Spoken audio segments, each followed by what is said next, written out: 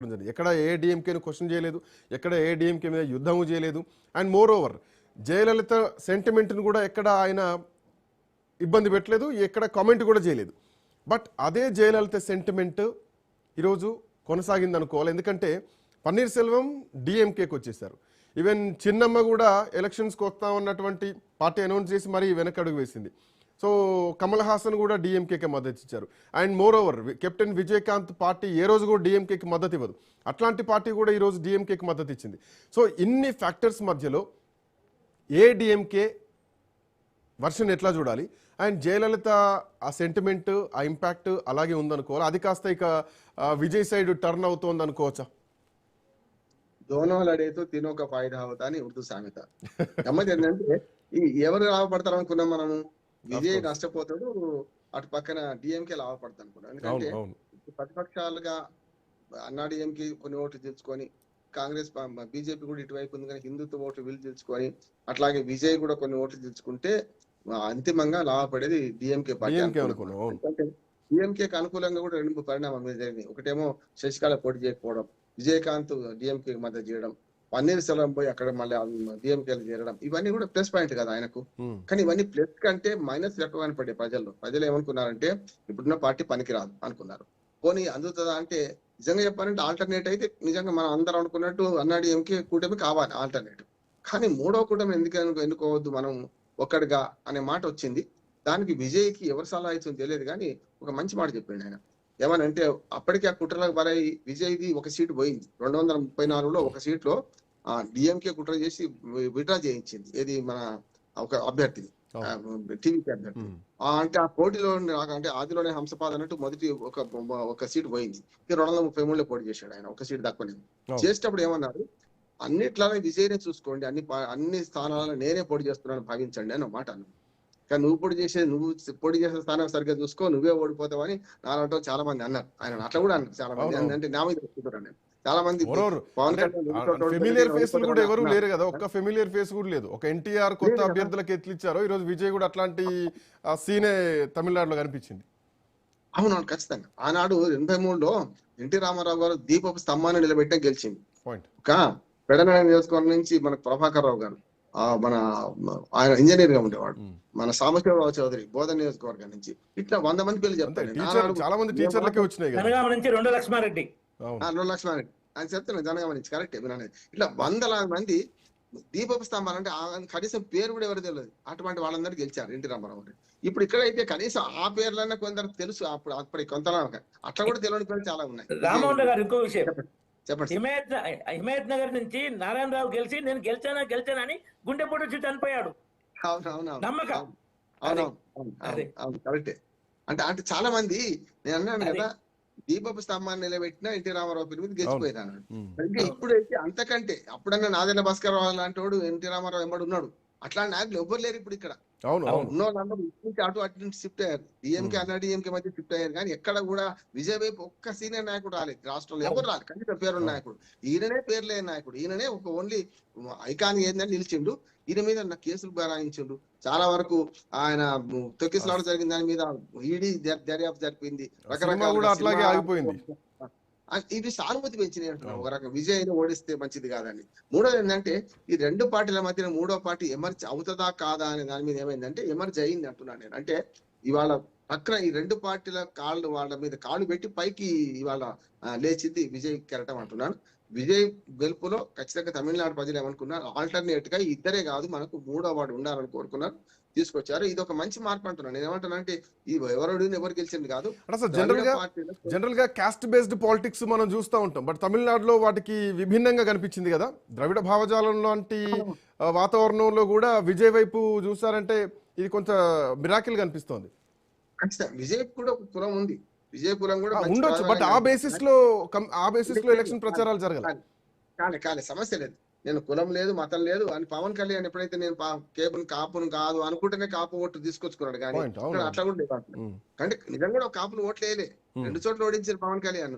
చిరంజీవిని పాలకుల్లో ఓడించారు, చిరంజీవిని సాక్షాత్తు ఆయన ఓడించారు కదా, గతంలో చూసాం కదా మనం. అంటే కాపు ఓట్లు ఏకీకృతం కాలే అక్కడ. ఇక్కడ కూడా సరే అదే అంటున్నాను, విజయ్ కి తన కులం ఓట్లు పెద్దగా పనికి అని రాలే కానీ రాష్ట్రం అంతా ఒక ట్రెండ్ వచ్చేసింది. ఒక మాస్ రెండు అవుతాయి. మన శ్రీకాంత్ గారు గతంలో చూసినాం కదా, జనతా ప్రభుత్వం మొత్తం దేశమంతా వస్తే 77లో మన దగ్గర ఒక్కడే ప్రియాంక సంజయ్ రెడ్డి గెలిచిండు. ఇది 42 సీట్లలో ఒక్కడే కదా. మనం మారలే. కానీ తర్వాత మారితే మనమే ఎక్కువ మంది గెలిపించి మనకి మిగతా ఉత్తర భారతదేశంలో పడిపోయింది. ఇందిరాగాంధీ ఇచ్చినప్పుడు మనం ఎక్కువ మంది గెలిపించినాం. మళ్ళీ ఇటు పక్కన కూడా మన జనతా పార్టీకి కూడా మన సీట్లు ఇచ్చినాం. అందుకని ఇక్కడికి వచ్చే కల్లా మూడ్ ఆఫ్ ది నేషన్ అంటాం కదా, మూడ్ ఆఫ్ ది స్టేట్ కూడా ఉంటుంది. మూడ్ ఆఫ్ ది స్టేట్ ఇవాళ తమిళనాడు ఏం చేసిందంటే పూర్తిగా ఈ రెండు పార్టీలు వద్దు, మాకు ఆల్టర్నేట్ కాదు, ఇవాళ కొత్త వాళ్ళని తెచ్చుకుంటే కొత్త ప్రభుత్వం చూస్తాం, కొత్త పరిపాలన చూస్తాం అనే మాట అనుకున్నారు. కనుక అందరూ అంటే బదులుకునేట్టు చూసింటారు మీరు. అన్ని ఇప్పుడు 100 నియోజకవర్గాల పైగా ఒకే రిజల్ట్స్ వస్తున్నాయంటే కారణం ఏంది? అందరూ ఒకరిని బదులుకున్నట్టు. అంటే భారతదేశ ప్రజాస్వామ్యంలో మొదటి నుంచి ఎగ్జిట్ పోల్స్ కావంటే అందుకు నేను ఎప్పుడు చెప్తున్నాను, నేను చెప్పాను కదా, ఇది ఎవరికి వేసినావమ్మా ఓటు అంటే విలేకరులు అడిగితే నీకేసిన బిడ్డ అనే సమాజం మనది. కనుక వాళ్ళు ఎక్కడ గుమ్మనంగా ఉంటారు చెప్పరు. చెప్పని గుమ్మనత్వాన్ని వాళ్ళ గట్టిగా ఓట్లు వేసి చేసిండ్రు. అంటే ముహూర్తం ఆసన్నం అయితే భావాల కొన్నిటికి ఎవరు ఆపలేమంటే అందుకు స్టాలిన్ ఓడిపోతారా అనుకుంటామా మనం ఇవాళ దగ్గర? అంటే ఉదయం స్టాలిన్ ఓడిపోతారు అనుకుంటారు ఎవరైనా? అంటే ఇటుపక్క అన్నాడీఎంకే పెద్దగా మన ఎవరు పన్నీర్సెల్వం అటుపోయింది అనుకోండి, ఇటువైతే ఉన్నాడు కదా పళనిస్వామి ఉన్నాడు కదా, మరి ఆయన గట్టి నాయకుడే కదా, ముఖ్యమంత్రి చేసింది కదా ఒకసారి అయితే. అందుకని ఇక్కడ ఏమైందంటే ప్రజలు తొక్కేసుకుంటూ పోతే అందరినీ దొక్కుతారు. కాలంబు రాగానే కాటేసి తీర్థమని ప్రజలు ఏం చేస్తారంటే 5 ఏళ్ళతో అవగొడతారు. ఎక్కడ బరస్ట్ గారు పంచాయతీ ఎన్నికలు, పార్లమెంట్ అన్ని వేరు గెలిపిస్తారు. కానీ అసెంబ్లీకి వచ్చే కల్లా అప్పుడు ఎవరిని గెలిపించాలో వాళ్ళు గెలిపిస్తారు. 8 సీట్లు బీజేపీకి వస్తాయని ఎవరైనా ఊహించిండ్రా? ఇందాక మీరు అన్నట్టు అంటే మూడ్ ఆఫ్ ది నేషన్ ఎట్లా ఉంటుందో మూడ్ ఆఫ్ ది స్టేట్ కూడా అట్లానే ఉంటుంది. బట్ ఈ అంశాన్ని పశ్చిమ బెంగాల్ విషయంలో ఎట్లా చూడొచ్చు? పశ్చిమ బెంగాల్లో మూడ్ ఆఫ్ ది స్టేట్ అంటే పశ్చిమ బెంగాల్ సెంటిమెంట్ని తీసుకొచ్చింది, బెంగాలీ ప్రజలు అన్నటువంటి సెంటిమెంట్ని తీసుకొచ్చింది, అక్కడ ఫిష్ మాంసానికి సంబంధించినటువంటి సెంటిమెంట్ని తీసుకొచ్చింది. ఇన్నింటిలో కూడా భారతీయ జనతా పార్టీ సువేంద్రాధికారి అంత పెద్ద ప్రభావం ఉండకపోవచ్చు, ఇందులో తగ్గింది బీజేపీ ప్రభావం అన్నటువంటి చర్చల్లో బీజేపీ ఓటు బ్యాంక్ పెంచుకుంది, దీదీ ఓటు బ్యాంక్ తగ్గింది. పోలింగ్ పర్సంటేజ్ దీదీ తగ్గిపోయింది, ఆల్మోస్ట్ 42% వచ్చేసింది. బీజేపీ 35 నుంచి 45% పెరిగింది. గతంలో 5% పెరిగితేనే అధికారంలోకి వచ్చేదంటే ఈసారి 6% పెరిగింది. ఆల్మోస్ట్ ఇంకొక 95 స్థానాలు, నియర్ బై 90 to 95 స్థానాలు అధికంగా గెలిచేటువంటి అవకాశాలు కూడా అనిపిస్తున్నాయి. సో ఇక్కడ బీజేపీ లైన్ కానీ టీఎంసీ లైన్ కానీ ఎట్లా చూడాలా మూడ్ ఆఫ్ ది స్టేట్ అన్నటువంటి కోణంలో? మూడోది కూడా చేసింది ఆమె, రాజ్యాంగ వ్యవస్థ మొత్తం అవమానించింది, రాజ్యాంగ వ్యవస్థ మీద పోరాటమే చేసింది, సర్వీసుల్లో మొత్తం తెగేదాకా లాగింది, ఆఖరికి సుప్రీంకోర్టు కూడా చివాట్లు పెట్టింది. ఏం చేస్తున్నావు అర్థమవుతుందండి. కానీ అంతేందుకు పోలింగ్ అయిన తర్వాత కూడా అధికార నియామకాల్లో కూడా ఎన్నికల సంఘాన్ని తప్పుపడుతూ కోర్టుకు వెళ్ళింది. చూసింది కదా, సర్వీసుల్లో తన సొంతంగా వాదించిన పప్పులు ఉడకలేదు, నువ్వు తప్పుడు మాట్లాడుతున్నావమ్మా అన్నారు. ఈడీ దాడి చేస్తుంటే నువ్వు ముఖ్యమంత్రికి ఎట్లా పోతావు, అక్కడికి పైన ఎట్లా ఎత్తుకొస్తావు, ఒక ముఖ్యమంత్రి ఆ స్థాయిలో ప్రవర్తించవచ్చా అని కూడా అభిశంసించింది. సుప్రీంకోర్టును డైరెక్ట్ అనలేదు కానీ సుప్రీంకోర్టు కూడా అమ్ముడు పోయింది అనే మాట పరోక్షంగా చెప్పింది ఆమె. ఏది బీజేపీకి అమ్ముడు పోయింది అనమాట. ఇక్కడికి వచ్చాక పూర్తిగా ఎలక్షన్ కమిషన్ జ్ఞానేష్ కుమార్ కాస్త అజ్ఞానేష్ కుమార్ అని, లేకపోతే బీజేపీకి అమ్ముడు పోయింది అని చెప్పి డైరెక్ట్ గా ఆయన మీద ఆరోపణ చేసింది కదా. అందుకని సుప్రీంకోర్టు వరకు చెప్పాలంటే 24 లక్షల మంది ఓటర్ల విషయంలో నాకు ఇంకా అభ్యంతరాలు ఉన్నాయి. ఎందుకంటే వాళ్ళు త్రిశంకు సవర్గంలో ఉంచిపోయింది కదా. అయితే తీసేయాలి, లేకుండా ఉంచాలి, 2 కాలేదు, అది వేరు. కానీ వాళ్ళ ప్రక్రియ వల్ల 30% ఓటర్లు దొంగ ఓటర్లు, పనికిరాని ఓటర్లు, లేని ఓటర్లు అందరు తొలగించడం అనేది మంచి పరిణామం జరిగింది. అది వరకు బీజేపీ ప్లస్ పాయింట్ అంటలే, నేను ప్రజాస్వామ్యానికి ప్లస్ పాయింట్ అంటాను. ఎవరికి నష్టం, ఎవరికి లాభం కాదు ఇక్కడ పరిస్థితి. నేను మొదటి చెప్తున్నాను, ఓటర్లు పోటెత్తారు అనే మాట మన పత్రికలు రాస్తూ నేను వ్యతిరేకించిన. ఓటర్లు పోటెత్తారు, ఇంతమంది ఓటర్లు వేశారు. 100లో చెత్తా చెదారం 30 మంది కలిసి 100లో లెక్క తీసుకుంటే 90% వేసిన 70 అవుతుంది. ఆ 30 మంది తీసేసి అది 100 చేస్తే ఆటోమేటిక్ గా 90% ఉండిపోతుంది. అసలైన ఓటర్లు ఓటేస్తున్నారు అప్పుడైనా కూడా. దొంగ ఓటర్లు ఎప్పుడైనా పోయిండ్రు అంటున్నాను. అయితే దొంగ ఓటర్లతో ఓటు వేయించుకునేది ఇప్పటిదాకా మమతా బెనర్జీ, అది ఇవాళ పోయింది. దాని వల్ల కూడా ఆమె నష్టపోయింది. అంటే ఇప్పటిదాకా ఊళ్ళో లేని వాళ్ళ ఓట్లు ఎవరితో వేయించుకున్నారు, మైనారిటీ ఓట్లు ఎవరితో వేయించుకున్నారు, రోహింగ్యాల ఓట్లు వేయించుకున్నారు, ఇవి పోయినాయి కదా. పోయే ఓట్లు ఏమైంది, పోలింగ్ శాతం ఏంది 45% పోయినసారి ఆమెకు. ఇద్దరి మధ్యలో 12% తేడా ఉండే. అయినా 77 సీట్లు వచ్చినాయి బీజేపీకి. మీరు చూడండి, బీజేపీ కూడా 2 ఎన్నికల్లో 3వ ఎన్నికకి వచ్చే వరకల్లా గేమ్ చేంజర్ కాదు, మొత్తం గేమ్ ని మార్చి పడేసి. ఎట్లా అంటే 2016లో 3 సీట్లే.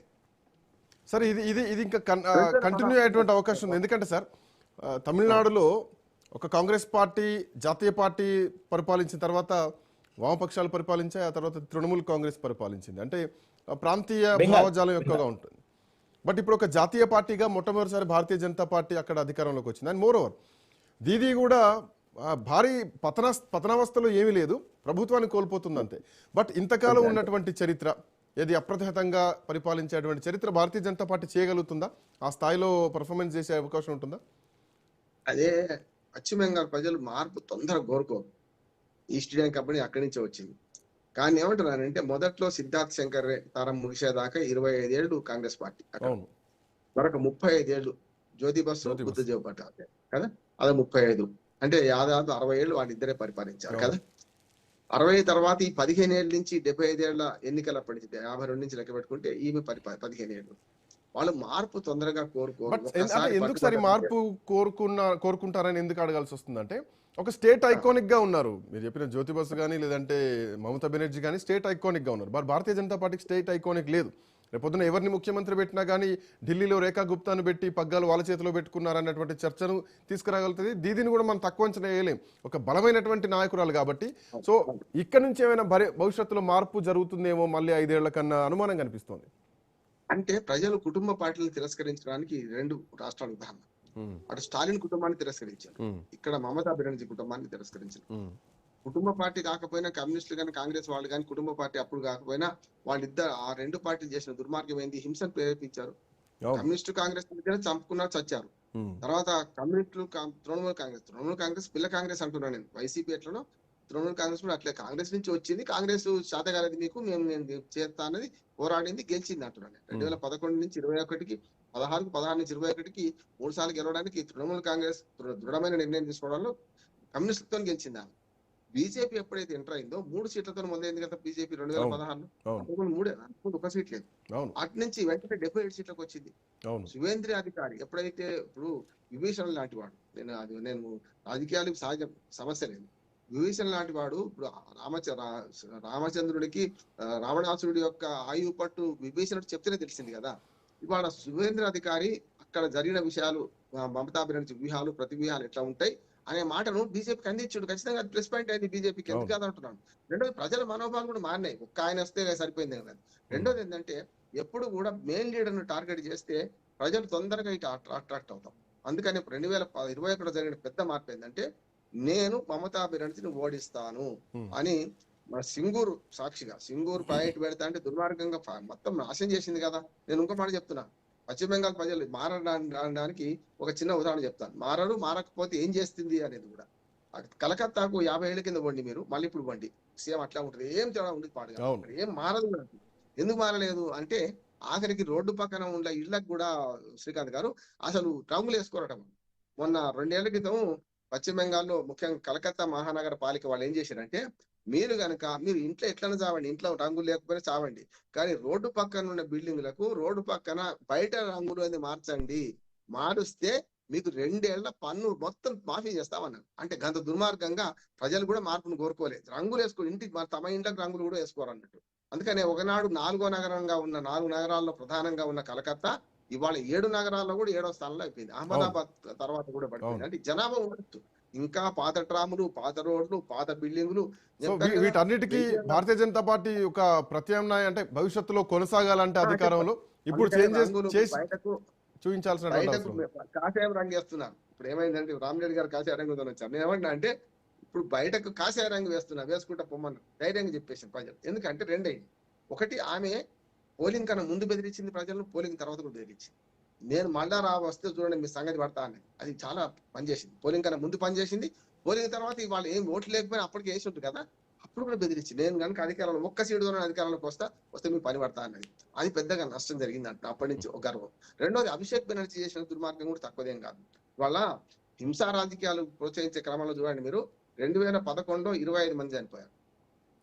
ఎన్నికల రాజకీయాలు ఈమె వచ్చినప్పటి నుంచి చెప్తాను. అంతకుముందు 2011లో ఆమె కొట్లాడింది కమ్యూనిస్టులతోనే, కాంగ్రెస్ తోనే కాదు, ఇటు బీజేపీతో అంతకంటే కాదు. 2016లో కూడా కమ్యూనిస్టులతోనే పోరాడింది. 2016కి వచ్చే వరకల్లా కమ్యూనిస్టులతో పోరాడేటప్పుడు 30 మంది చనిపోయారు. 2021 బీజేపీతో కమ్యూనిస్టులు కాంగ్రెస్ ఒక్క సీటు కూడా రాలే మనకు, జాతీయ పార్టీలు రెండింటి కూడా. కానీ 2021లో బీజేపీతో పోరాడింది. పోరాడే క్రమంలో 58 మంది చచ్చిపోయారు.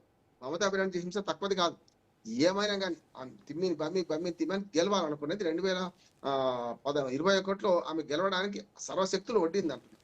ఇంకా హిందూ ఓట్ల పోలరైజేషన్ కూడా ఆమె ఎంత తెగించింది అంటే అంతకుముందు దాకా సెక్యులర్ ఈవెన్ ఆ హిందువుల నుంచి కూడా వ్యతిరేకత వచ్చింది. ఎందుకంటే ఎప్పుడు శ్రీరామనవమి వచ్చినా కానీ ర్యాలీల విషయంలో మమతా బెనర్జీ అంత ఈజీగా ఒప్పుకునేటువంటి వ్యక్తి కాదు. ఆ ర్యాలీలు కాదు కానీ పర్మిషన్లు కూడా ఇవ్వలేదు. శ్రీకాంత్ గారు కాదు కానీ ఆమె ఎక్కడికి వచ్చిందంటే ఆమె ఎక్కడ కాదు, కేజ్రీవాల్ కూడా నేను హిందూ బ్రాహ్మణ స్త్రీని అని ఒకటి పెట్టింది. అట్లానే కాళికా సూత్రం నేను నోటీస్ అవుతాను అని చేసింది. అంటే హిందూ ఓట్లకు అవసరం లేదనుకున్నా ఆమె ఎక్కడికి వచ్చింది 2021లో హిందూ ఓట్లు లేకపోతే నేను గెలవలేను అనే మాట వచ్చింది. హిందువులలో పోలరైజేషన్ అయింది, బీజేపీ వైపు పోతున్న అర్థమైంది. 2021 ఎన్నికల్లో ఈ స్లోగన్ పెట్టింది ఆమె. పెట్టడమే కాకుండా హిందూ ఓట్లు పోడగొట్టుకుంటే కష్టమని ముస్లిం మైనారిటీ ఓట్ల బుజ్జగింపు రాజకీయ సంతుష్టీకరణ రాజకీయాల నుంచి ఇవి కూడా కావాలి నాకు అనే భావన దేశవ్యాప్తంగా వచ్చింది. ఒక మమతాల కాదు. కేజ్రీవాల్ ఏం చేసిండు, హనుమాచార్య చదవలేదా చూసినాం కదా మనం. మన సెక్యులర్ పార్టీలు అనుకుంటున్న అన్ని కూడా ఆ సెక్యులర్ పార్టీలు అనడానికే వీలేదు వాళ్ళు. ఎందుకంటే ఎంఐఎం తో చదువు చేస్తేనే సెక్యులర్ కాదట, మన సెక్యులర్ అంట, బీజేపీతో చేస్తేనే సెక్యులర్, నాన్ సెక్యులర్ అవుతుందా? ఎట్లయితే చెప్పండి, సమస్య లేదు. ఒక్క మాట చెప్పి ముగిస్తాను. మన పశ్చిమ బెంగాల్